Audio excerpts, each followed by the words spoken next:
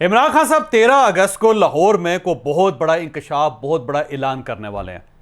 तो वो ऐलान क्या करेंगे वो मैं आपको बताने वाला हूँ, क्योंकि वो है बड़ा दिलचस्प और उसमें एक अल्टीमेटम देंगे वो, जिसके बाद उनका ख्याल ये है कि पूरा मुल्क बाहर आ जाएगा और पाकिस्तान तब्दील हो जाएगा।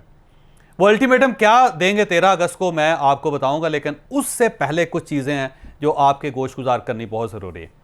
पहली बात तो ये है कि ये 13 अगस्त का जो फंक्शन लाहौर में इस वक्त हो रहा है हॉकी ग्राउंड में, ये पहले इस्लामाबाद में होना था।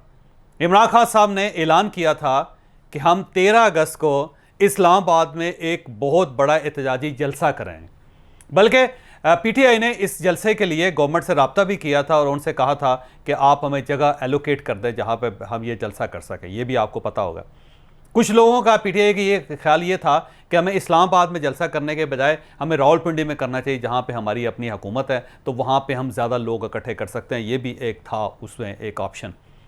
लेकिन जब ये सारी चीज़ें सेटल होने लगी तो अचानक फिर सोमवार को इमरान खान साहब ने एक मीटिंग की और उस मीटिंग में ये फैसला हुआ कि अब हम ये जलसा इस्लामाबाद नहीं कर रहे, हम इसे लाहौर शिफ्ट कर रहे हैं।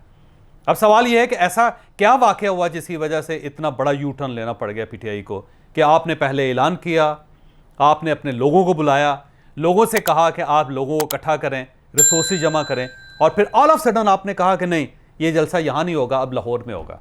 तो ऐसा क्या वाक़या हुआ, क्या चीज़ थी वो? बड़ी दिलचस्प बात है।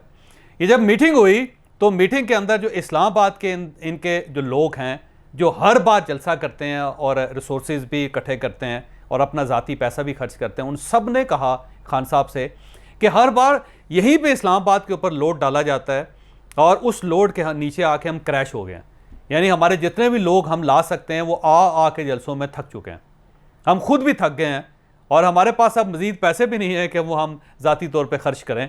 तो अब आप मेहरबानी करके ये ज़िम्मेदारी किसी और को भी दें, कोई और भी शेयर करे, आखिर वो भी तो पीटीआई के लोग हैं, उनके साथ भी तो ये ज़िम्मेदारी शेयर करनी की जानी चाहिए। तो फिर खान साहब ने उनसे पूछा कि कौन से लोग ज़्यादा बेहतर हैं, कहाँ करना चाहिए।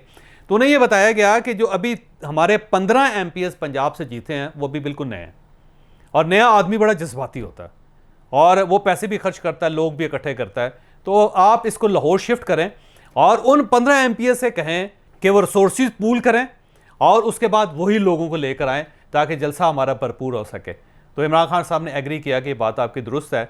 तो 15 जो नए MPs हैं उनके ऊपर ये बोझ डालते हैं, लिहाजा ये फैसला किया गया कि हम लाहौर जाते हैं।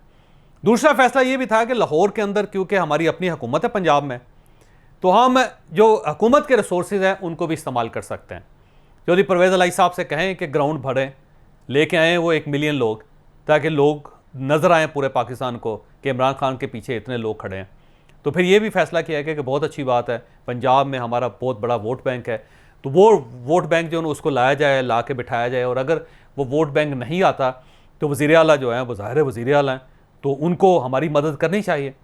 तो फिर ये भी फैसला हुआ कि चौधरी परवेज़ इलाही साहब से कहा जाए कि लें जी कोई ग्राउंड दें अच्छा सा, रात के वक्त उस पर लाइट्स लगाएँ और बिजली फ्री दें, उसके अलावा जितने लोग वहाँ पर आ रहे हैं उनको ट्रांसपोर्ट दें और उनके खाने पीने का बंदोबस्त करें ताकि एक भरपूर किस्म का जलसा हो जाए।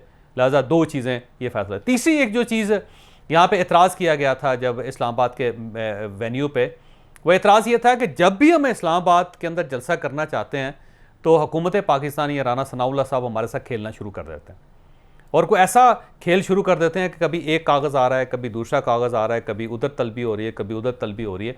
तो बजाय इसके कि हम लोगों को इकट्ठा करें या रिसोर्सेज अपने पूल करें, हम ये लेटरबाजी में फंस जाते हैं।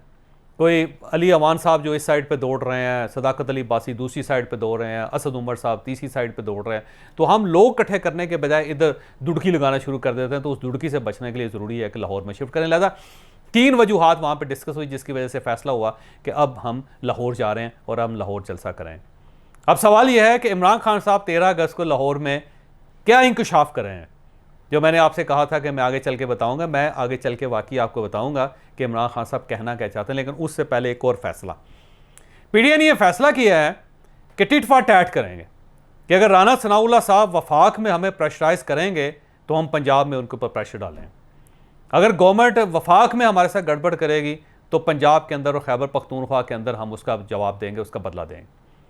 मसलन पंजाब में यह फैसला हुआ है कि जो मॉडल टाउन इशू था, जैसे साना मॉडल टाउन कहते हैं, उसके अंदर जितने लोग इन्वॉल्व थे या जिनके ऊपर थोड़ा सा भी हरफ आया या इशारा हुआ, उन सब के वारंट जारी कर दिए। राजा मैं आपको पहले बता रहा हूँ कि राना सनाउल्लाह साहब के वारंट जारी होने वाले हैं, और वो वारंट जो है वो लाहौर से जारी होंगे और होंगे मॉडल टाउन, साना मॉडल टाउन में। और इसके साथ साथ जो भी केस, मतलब हमजा शहबाज साहब का केस जो भी है उसको खोल लिया जाए, मियाँ शहबाज शरीफ साहब का जो भी केस है उसको खोल लिया जाए, मरियम नवाज़ का जो भी केस है लाहौर के अंदर, पंजाब के अंदर, उसको खोल लिया जाए।